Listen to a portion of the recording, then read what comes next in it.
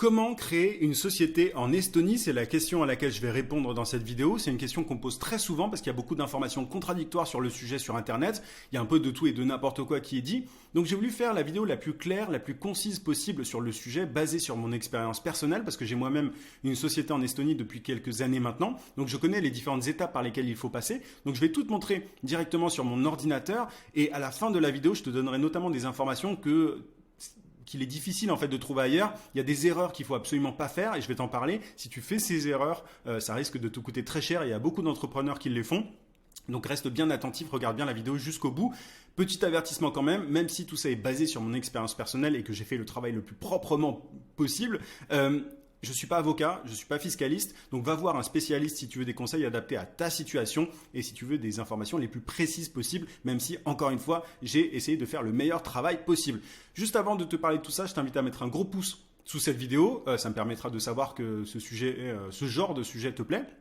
Abonne-toi aussi à la chaîne si ce n'est pas déjà fait, j'ai des centaines de vidéos sur la vente, sur le marketing, sur l'entrepreneuriat, donc ça risque de te plaire. Et dernière chose, mon contenu sur YouTube n'est que la partie visible de l'iceberg. Mon meilleur contenu se trouve dans ce que j'appelle mes emails secrets. Tu as le lien d'inscription en description, tu peux aussi cliquer sur le i. En t'inscrivant, tu vas recevoir chaque matin à 9 h un email rempli de conseils, de méthodes, d'astuces, de techniques pour trouver plus de clients et pour facturer tes services à prix d'or. Il y a plus de 10 000 entrepreneurs déjà inscrits, c'est pour les coachs, consultants, formateurs, freelance, bref, pour toutes les personnes qui vendent leurs services à des entreprises ou à des professionnels et qui veulent développer une activité qui les rend libres. Donc, encore une fois, mon meilleur contenu se trouve dans ces emails secrets. Clique sur le lien en description ou sur le i. Ceci étant dit, avant de te donner les étapes pour créer ta société en Estonie, je voulais quand même faire un petit point sur pourquoi créer une société en Estonie parce que voilà, c'est pas forcément le pays le plus connu, tu vois. Du coup, on peut se demander pourquoi l'Estonie. En fait, il y a plusieurs raisons. C'est assez simple. Déjà, il y a un faible niveau de bureaucratie. Ça n'a rien à voir avec certains pays comme la France, par exemple, où pour le coup, tout est fluide. En Estonie, tout est fluide, tout roule. J'ai jamais eu un seul problème. Tu vois, tu te fais pas relancer par l'administration, ils t'envoient un truc, machin, c'est réglé, c'est terminé, tu vois. Tout a été pensé de façon intelligente. On n'ajoute pas à chaque fois de nouvelles règles sur les anciennes règles qui créent un espèce de bordel. C'est vraiment, moi j'appelle ça un paradis administratif. C'est vraiment le mot, tu vois, enfin c'est l'expression que j'utilise. C'est un bonheur pour les entrepreneurs parce qu'il n'y a rien de compliqué, tout roule, tout est fluide, c'est génial. Deuxième point, pour les nomades digitaux, c'est extrêmement pratique parce qu'ils peuvent gérer leur business de n'importe où. Il n'y a pas de paperasse, il n'y a pas de papier. En Estonie, tout est numérique, en fait, tout est digitalisé. Du coup, tu vois, quand tu reçois pas de courrier papier, quoi, t'as pas besoin d'ouvrir ta boîte aux lettres. Donc c'est génial, c'est un type de société il y a plusieurs types de sociétés en Estonie, mais moi je vais te parler du type de société le plus classique, mais tu peux vraiment tout gérer sur Internet en étant e-résident. Je vais t'en parler dans quelques instants. Et tu vois, tu peux signer tes papiers, tes documents en ligne avec ta carte d'e-résident. Et tout est, encore une fois, extrêmement fluide, tout roule. Donc tu peux voyager partout dans le monde et voilà, gérer ton business très simplement. Autre point, l'Estonie, c'est l'un des pays les plus avancés au niveau de la digitalisation. On appelle ça, je ne sais plus où j'ai entendu l'expression, mais la Silicon Valley de l'Europe. Et après pas mal de recherches, j'ai pas trouvé de pays aussi digitalisés que l'Estonie en Europe. Donc c'est absolument génial. Tu vois, l'expression est tout à fait vraie. C'est vraiment ultra moderne. Tout est moderne. D'ailleurs, même si tu vas en Estonie, tu verras les banques, etc. Tout roule. Ça n'a rien à voir avec le bordel qu'on peut connaître dans certains pays. Donc voilà, c'est génial pour les entrepreneurs. Il y a des frais de gestion faibles aussi pour la société, ça te coûte vraiment pas cher déjà d'ouvrir une boîte, ça te coûte pas cher et en plus de ça, pour gérer ta boîte au quotidien, ça te coûte pas une fortune. Et le dernier point qui attire beaucoup de personnes, c'est qu'il y a 0% d'impôt sur les profits réinvestis dans la société. Mais je vais vraiment faire un focus là-dessus à la fin de la vidéo, donc reste bien attentif. Il y a pas mal de choses qui sont pas comprises, mais voilà, tant que tu réinvestis tes profits dans la boîte, tout ça n'est pas taxé. Mais je vais faire un petit point là-dessus, c'est ultra important de bien comprendre ça. Donc voilà, ça c'est les différentes raisons qui poussent beaucoup de gens à créer leur boîte en Estonie. Moi, c'était mon cas, d'ailleurs, c'est que j'en avais marre de toute la paperasse, etc. Et en Estonie, c'est génial, t'as pas de paperasse, ça n'existe pas, donc tout est extrêmement fluide. Donc, il y a plusieurs étapes pour créer une société en Estonie. La toute première, tout ça, je parle d'un point de vue, c'est pour gérer, pour créer une société à distance. C'est un point important, je le mentionne. Donc le premier point, j'en ai pas oublié, non c'est ça. Le premier point, la première étape, c'est de devenir e-résident. Alors, e-résident. L'Estonie, c'est le premier pays à avoir créé une e-résidence. Et alors, qu'est-ce que c'est l'e-résidence ? C'est simplement un statut qui te permet d'accéder aux différents services de l'écosystème estonien et notamment la création d'une société à distance. C'est-à-dire que pour pouvoir créer ta société en Estonie à distance, il faut être e-résident. Mais il ne faut pas confondre ça, j'en reparlerai, mais avec c'est pas une résidence fiscale. C'est juste un statut qui te permet d'accéder à tous les services de l'écosystème estonien. Donc comment est-ce qu'on fait pour devenir e-résident? Déjà, il faut réunir différents documents. Il faut que tu aies une photocopie de ton passeport ou de ta carte d'identité. Tu peux faire ça dès maintenant si tu veux. Il faut aussi que tu aies une photo d'identité assez classique. Ensuite, il faut que tu rédiges un paragraphe. Alors, je te dis en anglais, il me semble que c'est en anglais. Enfin, de toute façon, tout est géré en anglais. En Estonie, peut-être que tu peux faire appel à une boîte qui va traduire pour toi, etc. Mais si tu t'en occupes toi-même directement, il faut que tu gères tout en anglais. Donc, il faut que tu écrives un paragraphe en anglais qui explique tes motivations pour devenir e-résident. Pas besoin de faire un truc bien compliqué. Explique juste que tu veux, par exemple, gérer ta boîte de l'étranger, etc. Que tu es attiré justement par l'aspect paperless, sans papier.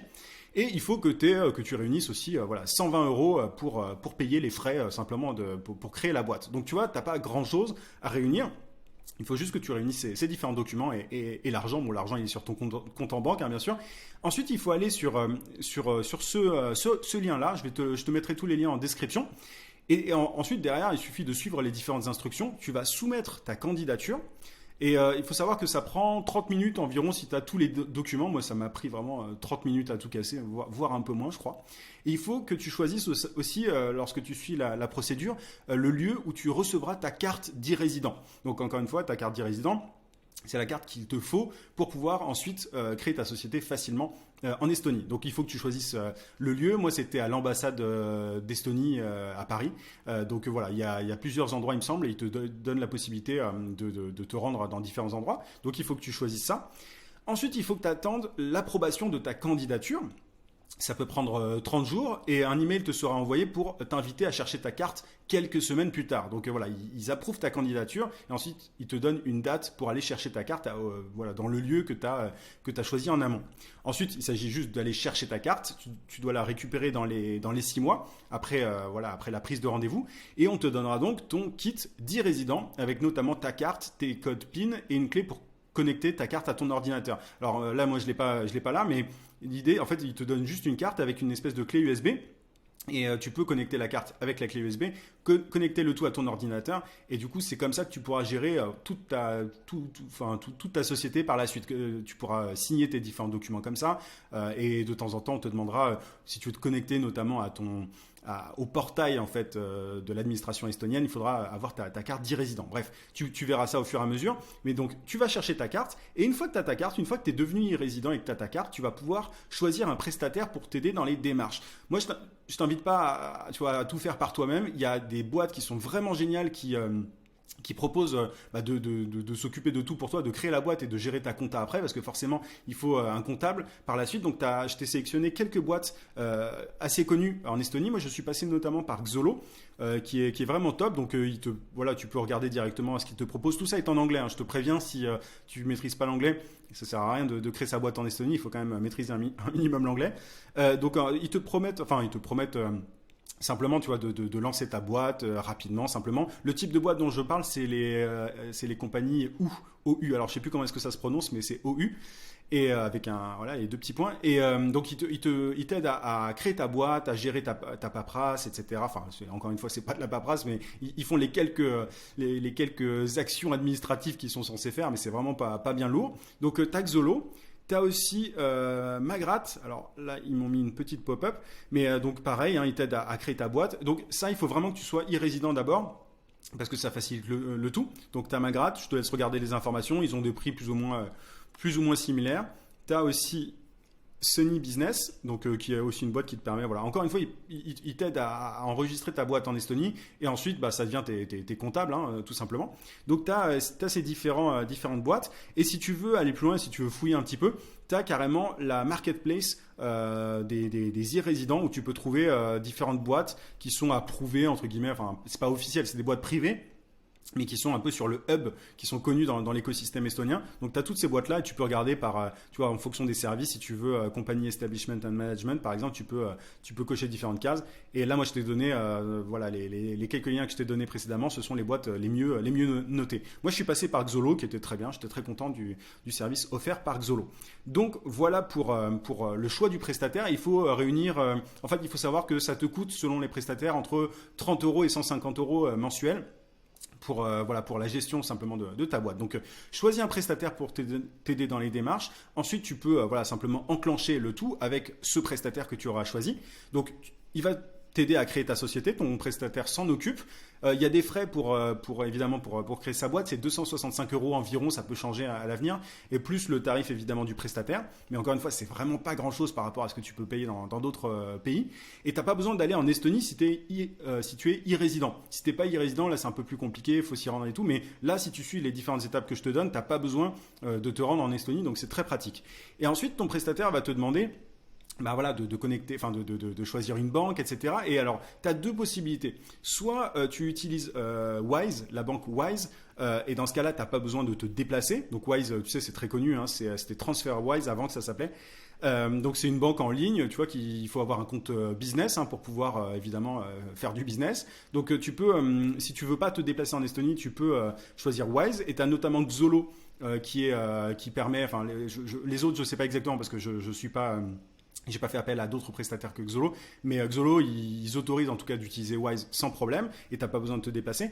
Et sinon, si tu choisis une banque locale, il va falloir que tu te déplaces. Moi, c'est ce que j'ai fait. Je suis chez une banque qui s'appelle LHV, qui est extrêmement connue, et Xolo, par exemple, a un partenariat avec LHV, donc tout est extrêmement fluide. Mais je t'ai mis les autres noms des banques locales. Alors, tu as Swedbank, qui doit pas être estonienne de base, mais en tout cas qui est très connue là-bas. Donc voilà, moi, je suis chez LHV. Et donc, comme je te le disais, certains prestataires comme Xolo ont des accords avec certaines banques pour faciliter le processus. Mais j'ai dû moi me rendre à Tallinn chez LHV, mais tout a été extrêmement simple. J'y suis allé une petite semaine et c'était très chouette d'ailleurs de visiter l'Estonie. C'est un super pays. Moi j'aime beaucoup en tout cas. Donc voilà. Donc tu choisis une banque et voilà. En fait c'est les simples étapes que tu dois suivre. Donc tu deviens e-résident. Tu choisis ton prestataire qui va t'aider dans les démarches. Tu vas créer ta société avec le prestataire. Il va te dire quel document signer avec ta carte d'e-résident, quoi payer à quel moment et tout. Tout est très balisé. Tu choisis ta banque et puis une fois que tu as tout ça, tu peux faire du business. Maintenant, comme je te le disais au début de cette vidéo, il y a des choses vraiment à prendre en compte. Il ne faut pas faire n'importe quoi. Je voudrais vraiment faire ces mises en garde. E-résident ne veut pas dire résident fiscal de l'Estonie. Tu restes en fait assujetti à l'impôt dans ton pays de résidence fiscale. C'est assez logique, mais il y a plein de gens qui ne comprennent pas ça. C'est-à-dire que quand les gens parlent de l'Estonie comme un pays, comme un paradis fiscal, c'est complètement faux. Moi, j'appelle ça un paradis administratif, mais ce n'est pas un paradis fiscal parce que tu ne payes pas 0% d'impôt. Tu payes 0% sur les profits réinvestis. Tant que ça reste dans la boîte, tu ne payes rien. Et encore, je mets beaucoup de précautions parce que ça dépend du pays dans lequel tu vis, etc. Il y a tout un tas de règles fiscales auxquelles il faut faire très attention. Mais voilà, tu restes assujetti à l'impôt dans ton pays de résidence. C'est-à-dire que même si tu payes 0% d'impôt sur les profits réinvestis dans la boîte, si tu gères ta boîte d'un autre pays, tu vas payer des impôts dans ce pays parce que le pays en question va considérer que si tu gères ton business depuis ce pays, au final, c'est comme si la boîte était résidente fiscale dans le pays dans lequel toi-même tu vis. Enfin bref, donc il faut vraiment faire gaffe à ça. Donc même si l'impôt est de 0% sur les profits réinvestis, c'est ce que je disais, mais je vais le dire plus clairement, et de 0% sur les salaires, ça ne signifie pas que tu payes 0% d'impôt en tout. Il y a 20 euros d'impôt, 20%, je ne sais plus ce que j'ai dit avant, mais c'est les pourcentages. Il y a 20% d'impôt à payer en Estonie si tu te distribues des dividendes, 0% si tu ne distribues rien. Mais il faut aussi savoir que tu dois payer l'impôt sur le revenu dans ton pays de résidence fiscale et potentiellement, comme je te le disais précédemment, l'impôt sur les sociétés en fonction de là où tu gères ton business. C'est-à-dire que si tu gères ton business en France, si tu gères ta boîte estonienne depuis la France va considérer que bah voilà, la boîte est résidente fiscale en France parce que tout est géré depuis la France, donc tu vas payer les mêmes impôts qu'en France. Donc le seul et unique intérêt dans ce cas-là, ce sera bah, le côté fluidité administrative, mais pas du tout la fiscalité. Donc il faut vraiment faire gaffe à ça. Il y a plein, à mon avis, d'e-résidents et de gens qui ont leur boîte en Estonie qui ne font pas du tout gaffe à ces différentes informations et qui du coup sont clairement dans l'illégalité. Donc je t'invite à faire très très attention. Ces informations-là, j'ai pris du temps avant de les trouver, etc. Donc il faut les avoir en tête. Maintenant, voilà, ça ne veut pas dire qu'il y a zéro solution, que c'est voilà, qu'il n'y a aucun moyen d'optimiser ou quoi que ce soit. Si tu veux aller plus loin sur ce genre de sujet, je pourrais potentiellement en faire d'autres, mais ce sera dans ma newsletter quotidienne, dans mes emails secrets. Moi, il suffit simplement de me dire que le sujet te parle, t'intéresse, et j'essaierai de voir ce que je peux faire par la suite pour t'aider de façon encore plus avancée. Mais voilà, moi, il y a des solutions évidemment pour aller plus loin. Mais voilà, en tout cas, il faut connaître ces différentes règles par rapport à l'imposition en Estonie. Voilà, il y a beaucoup de gens qui se disent l'Estonie, c'est 0% d'impôt, c'est complètement faux. Donc, fais gaffe à ça, mais en tout cas, tu connais maintenant les différentes étapes par lesquelles passer pour créer ta boîte là-bas. Encore une fois, si tu veux aller plus loin, clique sur le lien en description pour t'inscrire à mes emails secrets ou sur le i et mets un pouce à cette vidéo si tu veux que je fasse d'autres contenus de ce genre. Et si ça t'a plu, ça permet de soutenir la chaîne, abonne-toi si ce n'est pas déjà fait. Je te souhaite plein de succès dans ton business et je te dis à très vite dans une prochaine vidéo ou dans mes emails secrets. À plus.